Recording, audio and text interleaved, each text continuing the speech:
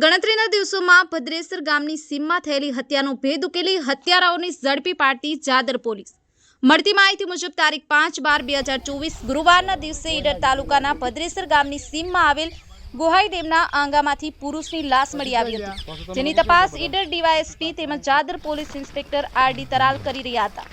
હત્યાનો ભેદ ઉકેલવા માટે તમામ પ્રયત્નો કરવા તૈયાર જાદરના હોનહાર પોલીસ ઇન્સ્પેક્ટર દ્વારા મરણ જનાર વ્યક્તિ તેમજ હત્યા કરનારાઓની ભાળ મેળવવામાં સફળતા મેળવી છે। મરનાર યુવાન રાજસ્થાનના ઉદયપુર જિલ્લાના સુંડલા ગામનો હતો, જેની હત્યા કરનાર 3 પૈકી 2 આરોપીઓને થોડા દિવસ પહેલા ઝડપી પાડવામાં આવ્યા હતા।